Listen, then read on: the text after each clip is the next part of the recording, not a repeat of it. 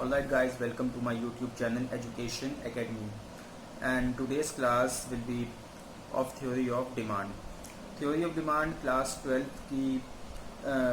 12 के सिलेबस में आता है और चैप्टर नंबर 2 है ये। अगर आप लोग ISC बुक बैंक से पढ़ते हैं तो ओके। हाँ, बस आगे बढ़ने से पहले वीडियो में एक छोटी सी रिक्वेस्ट है। अगर आप लोगों को मेरा काम थोड़ा सा भी पसंद आ रहा है और अगर वीडियो आपको अच्छी लग रही है तो प्लीज़ लाइक करिए, नहीं तो डिसलाइक करिए और कमेंट्स में अपने सजेशंस कीजिए। तो चलते हैं बिना टाइम वेस्ट के, डायरेक्टली हम लोग बढ़ते हैं थ्योरी ऑफ डिमांड के ऊपर। तो सबसे पहले समझ लें कॉन्सेप्ट ऑफ डिमांड क्या है। डिमांड को हम लोग बस दो तरह से समझेंगे, एक ऑर्डिनरी सेंस में, दूसरा इकोनॉमिक्स के सेंस में। ऑर्डिनरी सेंस में डिमांड का मतलब होता है किसी भी चीज़ की हमारी ख्वाहिश, या जिसको हम लोग कह सकते हैं डिज़ायर। ये हो गई हमारी डिमांड ऑर्डिनरी सेंस में। एग्जाम्पल के तौर पर आप कुछ खाने के लिए भी अगर डिज़ायर करते हैं तो वो चीज़ आपके लिए डिमांड हो गई। आप अपनी मम्मी से पॉकेट मनी मांगते हैं, वो भी आपकी डिमांड हो गई। आप अपने फादर से अगर साइकिल की जिद करते हैं तो वो भी आपकी डिमांड हो गई। तो ये हो गया ऑर्डिनरी सेंस में आपके लिए डिज़ायर या डिमांड का मतलब। जो भी चीज़ आप ख्वाहिश करते हैं वो आपकी डिमांड हो गई आम तौर पे। मगर इकोनॉमिक्स में इसका मतलब थोड़ा सा डिफरेंट होता है, स्लाइटली डिफरेंट। जैसा कि पिछली वीडियो में हम लोगों ने इकोनॉमिक और नॉन इकोनॉमिक एक्टिविटीज़ के बीच में डिफ्रेंसिएशन किया हुआ था। तो हम लोग पता है कि इकोनॉमिक्स में हम लोग सिर्फ इकोनॉमिक एक्टिविटीज़ की स्टडी करते हैं, तो डेफिनेटली डिमांड को भी हम लोग इकोनॉमिक एक्टिविटी के पर्सपेक्टिव से ही देखेंगे। इकोनॉमिक्स में अगर हम लोग बात करें तो डिमांड सिर्फ और सिर्फ किसी विश का या ख्वाहिश का या डिज़ायर का नाम नहीं होता है, मगर डिमांड होता है एक ऐसा फेनोमेना जहाँ पर एक कस्टमर, एक कंज्यूमर किसी पर्टिकुलर कमोडिटी को किसी पर्टिकुलर प्राइस पर परचेज भी करना चाहता है, यानी कि उसके पास इतने पैसे भी होते हैं, and at the same time उसकी विलिंगनेस या इच्छा भी होती है उस चीज़ को परचेज करने की। एकदम नेचुरल सी बात है। अगर कोई इंसान किसी चीज़ को खरीदना चाहेगा नहीं तो पैसे होने पर भी नहीं खरीदेगा, और अगर कोई इंसान किसी चीज़ को खरीदने की बहुत लाख कोशिश करे, उसकी ख्वाहिश हो, बेइंतहा ख्वाहिश हो, बट अगर उसके पास पैसे नहीं है तो वो खरीद नहीं पाएगा। तो डिमांड कब होगी? जब कोई चीज़, कोई कमोडिटी एक्चुअली बिक जाएगी, सिर्फ और सिर्फ तब होगी जा करके तो डिमांड। तो डिमांड इज इक्वल, जैसा कि आप लोग देख सकते हैं बगल में, willingness to purchase plus ability to purchase. Demand कब होगी? जब कंज्यूमर की विलिंगनेस होगी किसी चीज़ को परचेज करने की, and at the same time ability भी होगी परचेज करने की। ये एक छोटा सा टॉपिक था, कॉन्सेप्ट था डिमांड का, मीनिंग ऑफ डिमांड, जो क्लियर हो गया होगा आई गेस। फिर भी अगर कोई कंफ्यूजन है तो आप लोग कमेंट्स में पूछ सकते हैं। एक छोटा सा क्वेश्चन आगे बढ़ने से पहले कि why people demand goods and पे प्राइस फॉर इट। लोग गुड्स डिमांड क्यों करते हैं और क्यों उन गुड्स को पैसा देकर वो लोग खरीदते हैं? क्योंकि एबिलिटी टू परचेज, जाहिर सी बात है, पैसे के ऊपर ही आकर डिपेंड होती है कि हम लोग पैसा देकर ही किसी चीज़ को खरीदेंगे। हम लोगों की एबिलिटी किसी भी चीज़ की कीमत से या प्राइस से जाहिर होती है। तो इसका जवाब ये है, आप लोग आगे चैप्टर नंबर 3 में इसके बारे में डिटेल में स्टडी करने वाले हैं। गुड्स के अंदर एक क्वालिटी होती है जिसको हम लोग कहते हैं यूटिलिटी। यूटिलिटी का मतलब होता है किसी भी चीज़ में जो वांट सेटिस्फाइंग पावर होती है। एग्जाम्पल के तौर पर आपके पास मोबाइल है, इस मोबाइल से आपकी बहुत सी ज़रूरतें पूरी हो रही हैं, आपकी ख्वाहिश पूरी हो रही है, आपकी वांट पूरी हो रही है। तो ये हो गया आपके लिए, इस मोबाइल के ज़रिए यूटिलिटी क्रिएट हो रही है। भूख लगी है आपको, आपने खाना खा लिया, खाने में यूटिलिटी थी, यानी कि आपकी ज़रूरत पूरी हो गई। आपको प्यास लगी है, आपने पानी पी लिया, पानी में यूटिलिटी है जिसकी वजह से आपकी वो प्यास बुझ रही है। यानी कि किसी भी चीज़ की और कमोडिटी की जो वांट सेटिस्फाइंग पावर होती है उसको हम लोग कहते हैं यूटिलिटी। और गुड्स की डिमांड होती ही इसलिए है बिकॉज गुड्स पजेस यूटिलिटी। अब दूसरी चीज़, इसी क्वेश्चन का दूसरा पार्ट, पे प्राइस फॉर इट। पैसा देकर क्यों खरीदते हैं? लास्ट वीडियो अगर आप लोगों ने नहीं देखा है तो जा करके देख लीजिए, उसमें मैंने बहुत डिटेल में डिस्कशन करके इसके बारे में बात करी है कि कोई भी गुड्स को प्रोड्यूस करने के लिए या मैन्युफैक्चर करने के लिए ज़रूरत पड़ती है रिसोर्सेज की, and we all know that resources in the nature are scarce, they are not unlimited. ऐसा नहीं है कि हम लोग जो भी चीज़ जितनी भी क्वांटिटी में चाहेंगे मिल जाएगा। बहुत बेसिक सी चीज़ें भी जैसे वाटर हो गया, वो भी कोई अनलिमिटेड क्वांटिटी में नेचर में अवेलेबल नहीं है। And that is why we also taught about the conservation of water. हम लोगों को पानी बचाने के लिए भी इसलिए कहा जाता है, पढ़ाया जाता है, सिखाया जाता है, मोरल चीज़ें बताई जाती हैं और बहुत सारी। तो बहरहाल दो चीज़ें हैं, एक तो गुड्स में यूटिलिटी होती है and the second one is goods उनकी डिमांड के कंपैरिजन में स्कार्स होते हैं। गुड्स की जितनी डिज़ायर लोग करते हैं या जितनी डिमांड एक्चुअली कर सकते हैं उसके कंपैरिजन में गुड्स स्कार्स होते हैं और हमेशा वो स्कार्स ही रहेंगे। गुड्स का मतलब रिसोर्सेस क्योंकि हमेशा स्कार्स रहते हैं। दैट्स वाई, क्योंकि वो कम है, अनलिमिटेड क्वांटिटी में अवेलेबल नहीं है, वो लिमिटेड है, इसीलिए उनकी कुछ वैल्यू है। गुड्स में be very useful but if they are not scarce they can not command a price. अब एक और बात ये है, ऐसी भी चीज़ें होती हैं, हाँ इसमें बहुत ही गौर करने वाली बात यही है कि सिर्फ वो उन गुड्स की प्राइस होगी जो गुड्स स्कार्स होंगे। अगर कोई गुड कितना भी यूज़फुल हो, कोई गुड या रिसोर्स कह लीजिए आप, कितना भी यूज़फुल हो, बट अगर वो अबेंडेंट क्वांटिटी में हमारे इन्वायरमेंट में, हमारे नेचर में अवेलेबल है तो उसकी कोई भी प्राइस नहीं होगी। अगर वो अनलिमिटेड क्वांटिटी में अवेलेबल है तो एग्जाम्पल के तौर पर आप कह सकते हैं सन की जो आप रोशनी रिसीव करते हैं, किधर सन रेज अबेंडेंट क्वांटिटी में, अनलिमिटेड क्वांटिटी में अवेलेबल है, इसलिए उसकी कोई प्राइस नहीं है। हालांकि सन के बारे में हम लोग कहते हैं अल्टीमेट सोर्स ऑफ एनर्जी।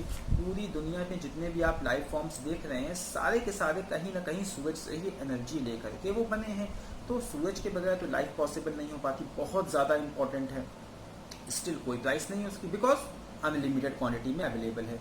आप लोग एयर का एग्जांपल ले सकते हैं, ऑक्सीजन, एयर अनलिमिटेड क्वांटिटी में अवेलेबल है, कोई प्रॉब्लम ही नहीं है, उसकी कोई प्राइस नहीं है।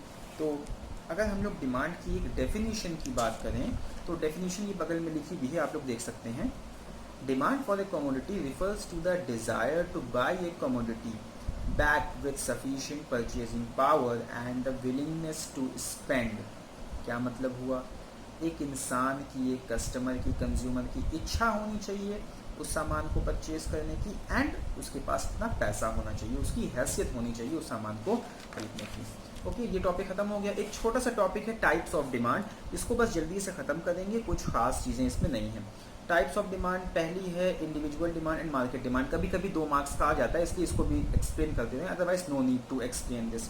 इंडिविजुअल डिमांड और मार्केट डिमांड, आप अकेले कस्टमर हो तो आप अकेले होकर के जितनी डिमांड क्रिएट करेंगे, जनरेट करेंगे मार्केट में, जितने सामान को आप खरीदना चाहेंगे वो कहलाई जाएगी इंडिविजुअल डिमांड। मार्केट डिमांड की अगर बात करी जाए दूसरी तरफ तो कस्टमर आप अकेले तो मार्केट में नहीं होंगे, जाहिर सी बात है, आप मार्केट में निकलेंगे बहुत सारे लोग होंगे, आपके घर वाले भी होंगे, आपके मोहल्ले वाले भी होंगे, आपके शहर वाले भी होंगे, तो वो सारे के सारे लोग एक मार्केट में मिल करके जितने पूरे कस्टमर जितनी डिमांड क्रिएट कर रहे हैं उसको हम लोग कहेंगे मार्केट डिमांड। एग्जाम्पल के तौर पर अगर आप मोबाइल फ़ोन का एग्जाम्पल ले लें तो आपकी रिक्वायरमेंट है एक मोबाइल फ़ोन की, ये आपकी इंडिविजुअल डिमांड हो गई, बट पूरे शहर में सारे के सारे लोग मिल करके एक मोबाइल फ़ोन पे काम नहीं चला सकते, उन सब लोगों की अपनी अलग अलग रिक्वायरमेंट होगी। हो सकता है किसी को 1 की ज़रूरत पड़े, किसी को 2 की ज़रूरत पड़े, किसी को 3 की भी पड़ सकती है, किसी को 1, 2 की, 3 की, इस तरह करके। तो ओवरऑल पूरी मार्केट में जितने लोग हैं कुल मिलाकर, सपोज कर लीजिए कि पूरे इलाहाबाद शहर में आपकी अकेले की डिमांड है 1 और जितने पूरे के पूरे लोग हैं सपोज कर लीजिए वो सब के सब लोग मिल करके जितने मोबाइल फ़ोन्स की डिमांड जनरेट कर रहे हैं वो है 100 मोबाइल फ़ोन्स की। तो मार्केट डिमांड में हो गया 100, इंडिविजुअल डिमांड में हो गया 1 आपकी डिमांड, अगर आपकी 1 है तो। दूसरी है x and demand and x post demand. थोड़ा सा कॉन्सेप्चुअल चीज़ है। एक्स एंड डिमांड का मतलब हो गया अगर आपने किसी चीज़ को परचेज करने की प्लानिंग करके रखी हुई, जैसे फेस्टिव सीजन है, ईद आने वाली है, तो मे बी पॉसिबल कि आप लोगों ने बहुत सी चीज़ों को परचेज करने की प्लानिंग करके रखी होगी। लड़कों ने सोचा होगा मैं कुर्ता खरीदूंगा, लड़की ने सोचा मैं फ्रॉक खरीदूंगी, वगैरह वगैरह। तो इस तरह से करके आप लोगों ने किसी चीज़ को एक्चुअली परचेज करने की प्लानिंग करके रखी है, एक्स एंड डिमांड। जब आप एक्चुअली परचेज कर लेंगे तो उसको हम लोग कहेंगे एक्स पोस्ट डिमांड। बहुत बुनियादी फ़र्क ये है एक्स एंड डिमांड में और एक्स पोस्ट डिमांड में कि एक्स एंड डिमांड में हम लोग सिर्फ किसी चीज़ को खरीदने की प्लानिंग करते हैं, ना कि एक्चुअली परचेज करते हैं, और एक्स पोस्ट डिमांड में किसी चीज़ को एक्चुअली परचेज कर लेते हैं, बस ये फ़र्क है। तीसरा है जॉइंट डिमांड। कुछ सामान ऐसे होते हैं जो एक साथ इस्तेमाल किए जाते हैं, जैसे पेन हो गया, पेन के साथ जो रिफिल होती है वो साथ में यूज़ करी जाती है, वो हो गया जॉइंट डिमांड। मोबाइल होता है, मोबाइल के साथ उसकी बैटरी या उसका चार्जर साथ में इस्तेमाल किया जाता है, जॉइंट डिमांड। बाइक हो गया, बाइक के साथ पेट्रोल साथ में इस्तेमाल होता है, तो बाइक की डिमांड होगी तो पेट्रोल की भी डिमांड होगी, तो जॉइंट डिमांड हो गया। Okay, the fourth one is derive demand. ये बहुत सिंपल से टॉपिक से ज़्यादा हम एक्सटेंड नहीं कर रहे हैं। चौथा वन है डिराइव डिमांड। कभी कभी ऐसा होता है कि हम लोगों को ज़रूरत किसी और चीज़ की होती है, मगर उस ज़रूरत को पूरा करने के लिए डिमांड किसी और चीज़ों की जनरेट हो जाती है। थोड़ा सा इसमें मुश्किल हो सकती है समझने के लिए, इसलिए मैं एक एग्जांपल देता हूँ, एग्जांपल लेकर के आगे बढ़ूंगा, आप लोग समझ जाएंगे। कंफ्यूजन हो तो कमेंट से पूछना।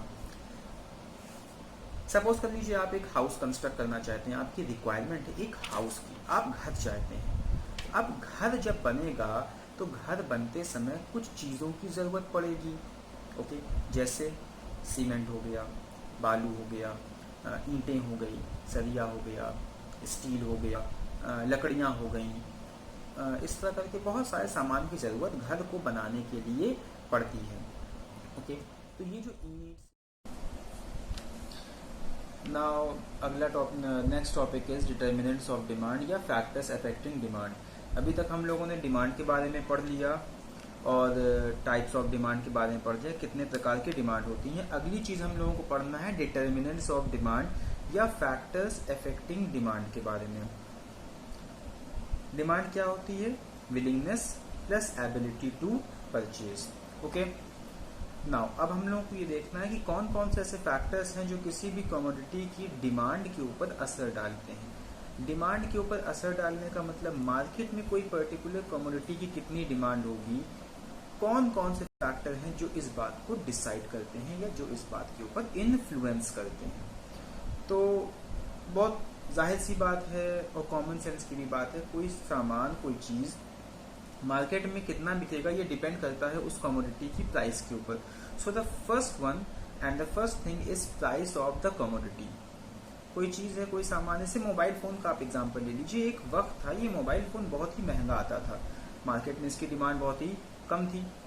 रीज़न बहुत सिंपल था, most of the people doesn't have the ability to purchase mobile phone, इसलिए वो परचेज नहीं करते थे ज़्यादातर लोग। बट आज क्या है, इस पर्टिकुलर कमोडिटी की प्राइस बहुत ही कम हो गई है, इतनी कम कि एक गरीब इंसान भी हो अगर तो वो भी इसको परचेज कर सकता है, तो इसलिए इसकी डिमांड अब ज़्यादा हो गई है। तो अगर अब आपसे पूछा जाए कि प्राइस ऑफ द कमोडिटी और डिमांड फॉर द कमोडिटी के बीच में क्या रिलेशनशिप है, तो simply you can say that there is an inverse relationship between the price of the commodity and the demand for that commodity. अगर किसी commodity की प्राइस बढ़ जाती है तो उस कमोडिटी की डिमांड घट जाएगी। जैसे कि अभी प्याज के साथ हुआ था, कुछ टाइम पहले की बात है, प्याज 150 रुपए किलो बिक रही थी, तो ऑब्वियसली उसकी डिमांड काफ़ी कम हो गई थी। और वहीं दूसरी तरफ अगर आज की बात करी जाए, इसी एग्जाम्पल को लेकर आगे बढ़े, तो प्याज काफ़ी सस्ती हो गई है, 15 रुपए किलो बिक रही, कहाँ 150 रुपए किलो, कहाँ 15 रुपए किलो, तो अब प्याज की डिमांड ज़्यादा है। तो सिंपल सी बात है, कोई सामान महंगा हो जाएगा, किसी सामान की प्राइस अगर बढ़ जाएगी तो लोगों की एबिलिटी टू परचेज कम हो जाएगी, इसलिए उसकी डिमांड भी कम हो जाएगी। किसी सामान की प्राइस घट गई तो एबिलिटी टू परचेज बढ़ जाएगी, उस चीज़ की डिमांड भी बढ़ जाएगी। बहुत सिंपल से रिलेशनशिप है। मोबाइल फ़ोन फिर से महंगा हो जाए, 2 लाख 2.5 लाख का हो जाए तो लोग परचेज नहीं कर पाएंगे, और मोबाइल फ़ोन जितनी प्राइस का है अगर और सस्ता हो जाए तो इसकी डिमांड और ज़्यादा बढ़ जाएगी।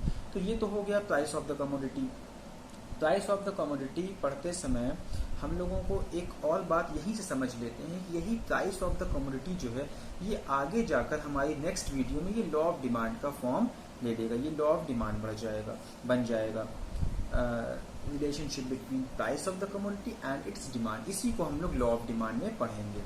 And the other factors affecting demand we will assume that those factors will remain constant. चलिए आगे बढ़ते हैं। The second one is income of the consumer. अच्छा, प्राइस और डिमांड के बीच में ये जो एक बात क्लियर करना चाहता हूँ, नॉर्मल सिचुएशन में ऐसा ही होता है, बट ज़रूरी नहीं है, ये कोई इतना ज़्यादा यूनिवर्सल लॉ नहीं है कि हर सिचुएशन में अप्लाई होगा ही होगा। कभी कभी ये लॉ अप्लाई नहीं भी होता, बट वो कुछ एक्सेप्शनल केसेस होते हैं। Normally there is an inverse relationship between price and demand of the commodity. Price बढ़ेगी डिमांड घटेगी, एंड इफ प्राइस घटती है तो डिमांड बढ़ेगी। ये है मामला। The second one is income of the consumer. आप कंज्यूमर है, जाहिर सी बात है डिमांड कौन करेगा, कोई ना कोई कंज्यूमर करेगा। तो कंज्यूमर कितना पैसा कमा रहा है, ये भी एक बहुत इंपॉर्टेंट फैक्टर है किसी कंज्यूमर की डिमांड को जनरेट करने के लिए। Suppose you said as a consumer, अब अगर आप अच्छे पैसे कमा रहे हैं, ज़्यादा पैसे कमा रहे हैं, तो आपकी डिमांड ऑब्वियसली ज़्यादा होगी।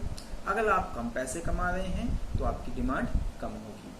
आप सपोज कर लीजिए, एक एग्जांपल ले लीजिए कि आप पर मंथ 20,000 रुपीज़ कमा रहे हैं, तो आपकी कुछ डिमांड होगी उस हिसाब से, क्योंकि आपको पता है कि मैं 20,000 रुपये एबिलिटी टू स्पेंड जो है मेरी वो 20,000 रुपीज़ तक है, तो आपकी डिमांड उसी लिहाज से होगी। अगर आपकी इनकम घट जाए, सपोज कर लीजिए 20,000 से घट के 10,000 हो जाए, क्या स्टिल अभी भी आप जितना सामान 20,000 में परचेज कर रहे थे उतना ही 10,000 में परचेज कर सकते हैं? सिंपली नॉट, ये पॉसिबल नहीं है कि आप जितना सामान 20,000 में परचेज कर रहे हैं उतना ही सामान 10,000 में परचेज करें। तो आप करेंगे क्या? अपनी डिमांड को कम कर देंगे। आपकी मजबूरी है, क्योंकि आप 20,000 खर्चा करके, आप 10,000 खर्चा करके 20,000 का सामान नहीं खरीद सकते जो पहले आप कर रहे थे। तो अगर कंज्यूमर की इनकम घटती है तो हम लोग क्या होगा, डिमांड हमारी या कंज्यूमर की घट जाएगी। इसका अपोजिट होगा कंज्यूमर की इनकम बढ़ने के केस में। कंज्यूमर की इनकम अगर 20,000 से बढ़कर 40,000 हो जाए तो कंज्यूमर अब ज़्यादा परचेज कर सकता है, उसकी एबिलिटी टू स्पेंड ज़्यादा हो गई, एबिलिटी टू परचेज बढ़ गई, तो क्या करेगा, डिमांड अपनी सिंपली बढ़ा देगा। तो इस सिचुएशन में हम लोग क्या कह सकते हैं कि हमारा दूसरे नंबर का जो डिटर्मिनेंट है इनकम ऑफ द कंज्यूमर, इसका रिलेशनशिप डिमांड के साथ कैसा है, पॉजिटिव। इनकम बढ़ेगी तो डिमांड बढ़ेगी, इनकम घटेगी तो डिमांड भी घट जाएगी उसके साथ। ओके, हाँ, बट इस फेनोमेना को समझते समय हम लोगों को कुछ बातों का ध्यान रखना पड़ेगा। तो ये बातें हैं टाइप्स ऑफ गुड। अब टाइप्स ऑफ गुड का मामला क्या है, सामान को 2 कैटेगरीज में बांट दिया गया है, एक्चुअली 3 कैटेगरीज में। तीसरी वाली उतनी ज़्यादा इम्पोर्टेंट नहीं है, इसलिए स्किप कर सकते हैं हम लोग, बट समझ के एक उसका बता दिया जाएगा उसके बारे में भी। तो income of the consumer, normal goods जो होते हैं, नॉर्मल गुड्स क्या होते हैं, जैसे वो तमाम चीज़ें जो नॉर्मल लोग, कॉमन लोग अपने इस्तेमाल में लेते हैं, ये सारी चीज़ों को हम लोग कहते हैं नॉर्मल गुड्स। नॉर्मल गुड्स को हम कह सकते हैं ये लग्जूरियस भी नहीं होते और ये ख़राब क्वालिटी के भी नहीं होते हैं। आप नॉर्मल कपड़ों की बात कर सकते हैं, आप नॉर्मल टेलीविज़न, इलेक्ट्रिसिटी वगैरह वगैरह। अगर आपके घर में एक नॉर्मल 24 इंच का टेलीविज़न, 32 इंच का टेलीविज़न लगा है तो ये एक नॉर्मल गुड है। बट अगर उसकी जगह पर एक बहुत ही बड़ा सा टेलीविज़न लगा है तो वो लग्जूरियस गुड्स में आ जाएगा। तो हम लोग बात करते हैं नॉर्मल गुड्स के बारे में। तो नॉर्मल गुड्स की जो डिमांड होती है वो इनकम के साथ पॉजिटिव रिलेट करती है। वजह क्या है, एक नॉर्मल इंसान की इनकम बढ़ेगी तो इन नॉर्मल गुड्स की डिमांड भी बढ़ जाएगी, और घटेगी तो इन गुड्स की डिमांड भी घट जाएगी। बट दूसरी तरफ अगर हम लोग देखें, बात करें इनफीरियर गुड्स के बारे में, इनफीरियर जैसा कि नाम बता रहा है ये थोड़ा खराब क्वालिटी के सामान होते हैं। Now try to understand here कि क्या कहना चाह रहे हैं। नॉर्मल गुड्स के बारे में अगर कोई कंफ्यूजन हो तो प्लीज़ आप लोग कमेंट बॉक्स में पूछ लीजिएगा। ये सिंपल सा टॉपिक है तो वीडियो को छोटी रखने के लिए बहुत ज़्यादा एक ही चीज़ को रिपीट नहीं कर रहा हूँ। Second type of goods, inferior goods.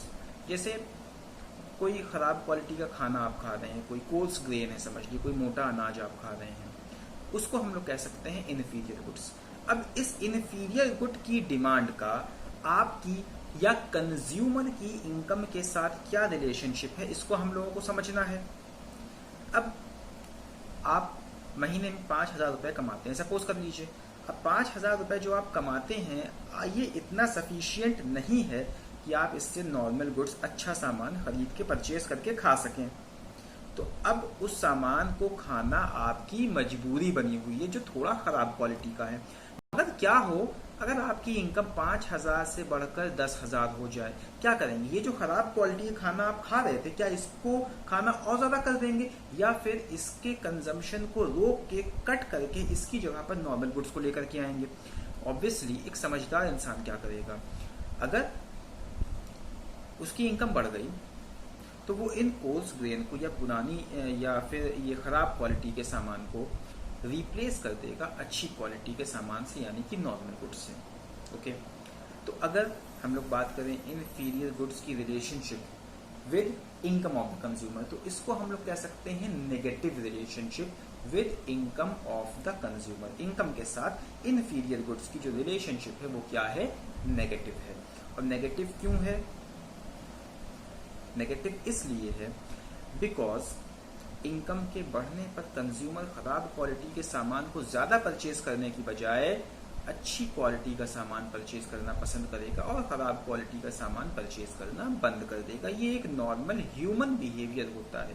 Economics is mostly concerned with human behaviour. Okay okay, now we will head towards the third type of commodity, inexpensive necessities.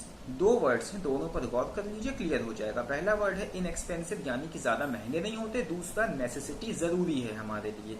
तो ऐसे सामान कुछ ही होते हैं, जैसे नमक हो गया, माचिस की डिबिया हो गई। अब नमक का कंजम्पशन तो हम लोग बंद नहीं कर सकते ना, चाहे वो 15 रुपए किलो मिले, चाहे वो 30 रुपए किलो मिले, उसके कंजम्पशन पे किसी भी किस्म का कोई फर्क नहीं पड़ेगा। तो कंज्यूमर की इनकम का इन एक्सपेंसिव नेसेसिटीज के साथ कोई रिलेशनशिप नहीं होता।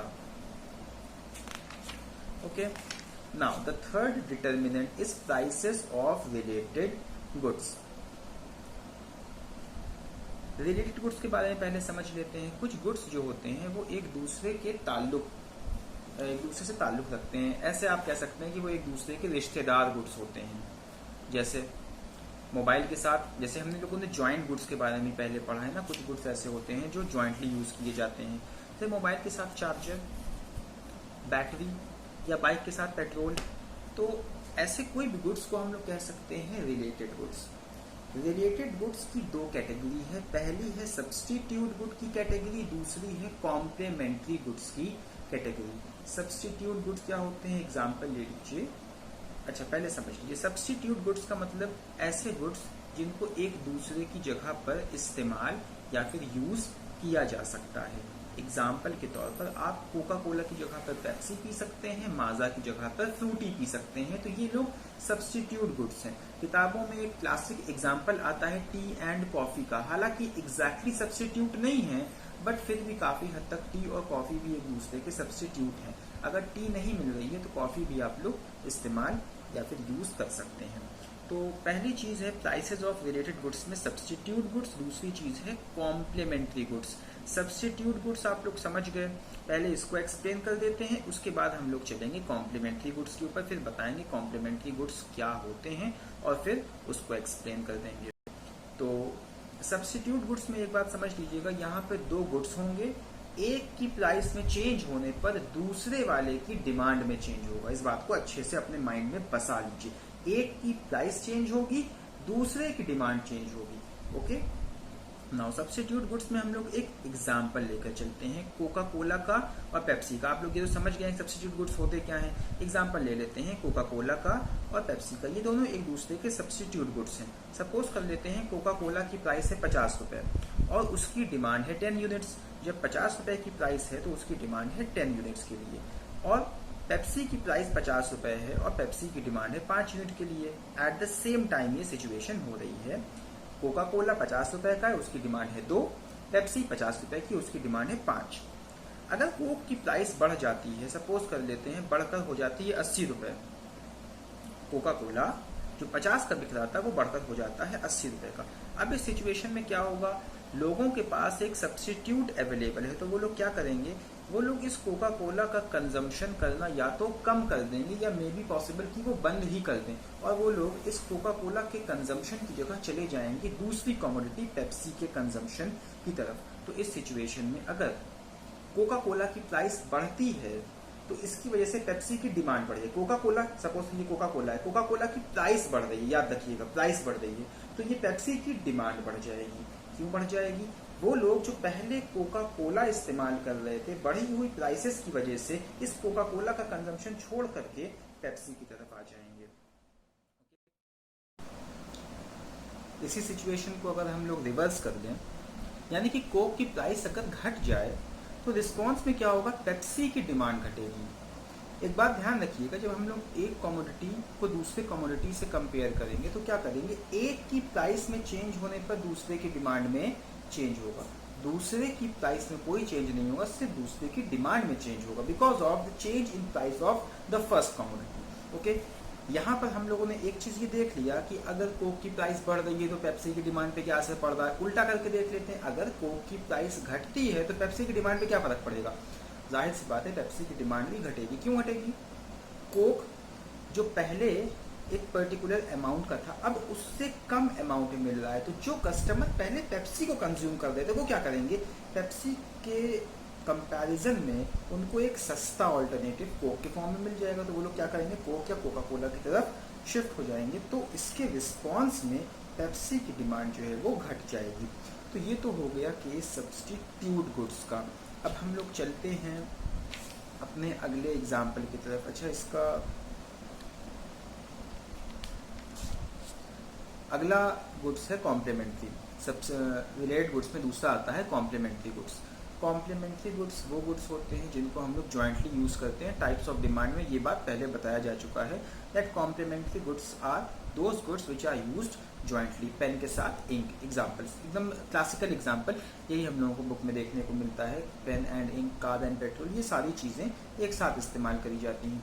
इनका रिलेशनशिप आपस में सिंपल है। अगर एक कमोडिटी की प्राइस बढ़ती है तो दूसरे कमोडिटी की डिमांड घट जाएगी। जहां हम लोगों ने देखा कि सब्स्टिट्यूट गुड्स में पॉजिटिव रिलेशनशिप है दो कमोडिटीज़ के बीच में, एक की प्राइस और दूसरे की डिमांड के बीच में, वहीं हम लोग यहाँ कॉम्प्लीमेंट्री गुड्स में देखेंगे कि नेगेटिव रिलेशनशिप है between the price of one commodity and the demand of other. इसमें क्या होना है, सपोज कर लेते हैं हम लोग, कार है, पेट्रोल है। कार की प्राइस अगर बढ़ जाएगी तो पेट्रोल की डिमांड घट जाएगी। वजह क्या है, कार अगर महंगी होगी तो कार की डिमांड कम हो जाएगी। अभी कार को हम लोग लेकर चलते हैं, कार महंगी हुई तो कार की डिमांड कम हो गई। अब रिस्पॉन्स में पेट्रोल की डिमांड भी कम हो जाएगी। पेट्रोल की डिमांड किसी और वजह से नहीं बल्कि सिर्फ इस वजह से कम हो रही है बिकॉज कार के साथ वो यूज होना है। अगर कार ज़्यादा तो पेट्रोल की डिमांड भी ज़्यादा, और कार अगर कम तो पेट्रोल की डिमांड भी कम। बहुत ही सिंपल सा फिनोमेना है। ओके, आई होप कि आप लोगों को समझ में आ रहा होगा। वहीं दूसरी तरफ अगर किसी की कमोडिटी की प्राइस घट जाएगी तो दूसरी कमोडिटी की डिमांड बढ़ भी जाएगी। जैसे कार है, महंगी हो गई, कार के महंगी होने पर कार की डिमांड घट गई तो पेट्रोल की डिमांड उसके साथ घट गई। कार अगर सस्ती हो गई तो कार की डिमांड बढ़ जाएगी। कार की डिमांड बढ़ने की वजह से पेट्रोल की डिमांड भी बढ़ जाएगी। तो इसको हम लोग अगर सिंपल सेंस में लें तो हम लोग कहेंगे a fall in price of one causes increase in demand of the other and a rise in the price of one causes decrease in the demand of other। Hindi में एक की प्राइस घटने पर दूसरे की डिमांड बढ़ जाएगी और एक की प्राइस बढ़ने पर दूसरे की डिमांड घट जाएगी। ओके, तो ये तीसरा डिटर्मिनेंट था। एक्चुअली ये थर्ड वन जो था ये काफ़ी मुश्किल था। प्राइसेस ऑफ रिलेटेड गुड्स, इसको समझने में काफ़ी सारी प्रॉब्लम्स का सामना करना पड़ता है। अगर आप लोगों को कोई कन्फ्यूजन होगा, वैसे आप लोग वीडियो रिवाइंड करके देख सकते हैं, बट स्टिल अगर कोई कन्फ्यूजन हो तो I am here, you can call me also, और आप लोग कमेंट्स भी पूछ सकते हैं। चौथा डिटर्मिनेंट है जो कमोडिटीज़ की डिमांड के ऊपर असर डालता है, वो है कंज्यूमर टेस्ट एंड प्रेफरेंस। ये आसान है, कंज्यूमर की टेस्ट और उसकी प्रेफरेंस यानी कि कंज्यूमर की पसंद। बहुत ही आसान शब्दों में अगर कहा जाए, इसका बहुत सिंपल सा एक्सप्लेनेशन ये है, कंज्यूमर जिस चीज़ को पसंद करेगा उसकी डिमांड ज़्यादा होगी, जिस चीज़ को पसंद कम करेगा उसकी डिमांड कम होगी। ज़्यादा पसंद कर रहे हैं अगर हम लोग MI के मोबाइल फ़ोन को तो MI के मोबाइल फ़ोन की डिमांड ज़्यादा पसंद कर रहे हैं अगर हम लोग सैमसंग के मोबाइल फ़ोन को तो सैमसंग के मोबाइल फ़ोन की डिमांड ज़्यादा। अगर हम on the other hand Micromax के मोबाइल फ़ोन को पसंद कम कर रहे हैं तो उसकी डिमांड कम होगी। एकदम सिंपल एक्सप्लेनेशन है। तो चौथे के लिए आई गेस कि इतना सफिशिएंट है। पांचवें पर हम लोग चलते हैं, consumer expectation about future prices. ये थोड़ा सा ट्रिकी है, बट अगर आप लोगों ने अपने घर में थोड़ा बहुत सामान वगैरह भी खरीदा होगा ना तो आप लोग इस पॉइंट को बहुत ईजिली समझ जाएंगे। कंज्यूमर की एक्सपेक्टेशन फ्यूचर में क्या होगा उसके बारे में उम्मीद लगाना, अबाउट फ्यूचर प्राइसेस। अब इसको समझने से पहले हम लोग किसी एक कमोडिटी का एग्जाम्पल ले लेते हैं।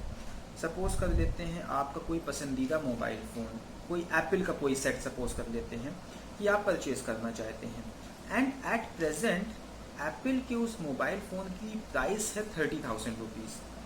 अब आप फ्यूचर एक्सपेक्टेशन पर आइए, आप कंज्यूमर हैं और आप एप्पल का एक मोबाइल फ़ोन परचेज़ करना चाहते हैं जिसकी प्राइस है 30,000 रुपये। अब आप फ्यूचर एक्सपेक्टेशन के ऊपर आइए कि आप फ्यूचर में क्या एक्सपेक्ट कर रहे हैं, उसकी प्राइस क्या होगी।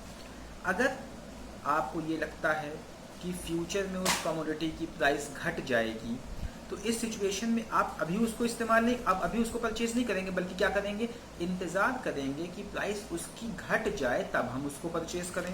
तो क्या होगा, प्रेजेंट में वो कमोडिटी नहीं बिकेगी, तो प्रेजेंट में उस कमोडिटी की डिमांड कम हो जाएगी। अगर आप ये एक्सपेक्ट कर रहे हैं कि फ्यूचर में प्राइस घटने वाली है, तो प्रेजेंट में डिमांड कम हो जाएगी, घट जाएगी। ऑन दी अदर हैंड, अगर आपको ये लगता है कि फ्यूचर में उसी कमोडिटी की प्राइस बढ़ने वाली है, तो आप क्या करेंगे, आप सोचेंगे यार फ्यूचर में तो महंगा हो जाएगा, उसको अभी परचेज़ करके रख लो, तो इस सिचुएशन में उसकी डिमांड बढ़ जाएगी। इसको अगर हम लोग अच्छे से किसी आसान एग्जाम्पल से और समझें, तो एक मोबाइल फ़ोन का एग्जाम्पल हो गया, बस बिल्कुल ऐसी कोई चीज़ जिसको हम लोग रोज़मर्रा की ज़िंदगी में इस्तेमाल करते हैं। जैसे भी प्रीवियस में हम लोगों ने एग्जाम्पल दिया था मैंने प्याज का, ऑनियन के बारे में। अगर आपको लगता है कि प्याज महंगी होने वाली है, आज 20 रुपये किलो मिल रही है, आपको लगता है कि एक हफ्ते में यही प्याज 50 रुपये किलो बिकेगी, तो आप क्या करेंगे, कुछ प्याज स्टोर करके रख लेंगे अपने पास। जाहिर सी बात है, स्टोर करने के लिए आप ज़्यादा परचेज़ करेंगे और प्याज की डिमांड उस पर्टिकुलर प्राइस पर बढ़ जाएगी। कब बढ़ेगी, जब आपको लगता है फ्यूचर में महंगी होने वाली है।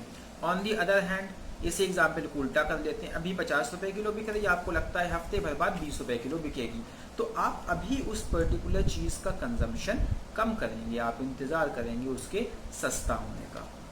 तो ये हो गया consumer expectation about the future price. Consumer को लगता है फ्यूचर में प्राइस बढ़ेगी तो प्रेजेंट में डिमांड बढ़ जाएगी, और अगर कंज्यूमर को लगता है फ्यूचर में प्राइस घटेगी तो प्रेजेंट में डिमांड भी घट जाएगी। ओके, अगला पॉइंट है, हम लोग 5 पॉइंट वैसे पढ़ लिया है, सफिशिएंट है फैक्टर्स अफेक्टिंग डिमांड में। कभी कभी ये 6 मार्क्स में भी आ जाता है, बट मोस्टली 3 मार्क्स में ही आता है। अगला हम लोग और पढ़ लेते हैं, एक लास्ट वन, पॉपुलेशन साइज। किसी देश की पॉपुलेशन अगर ज़्यादा है तो डिमांड भी वहाँ ज़्यादा होगी, पॉपुलेशन कम है तो डिमांड भी वहाँ कम होगी। So that's completed this determinants of demand. अब हम लोग वीडियो नंबर 3 में लॉ ऑफ डिमांड को पढ़ेंगे, इसी को हम लोग आगे कैरी ऑन करेंगे। Thank you for watching.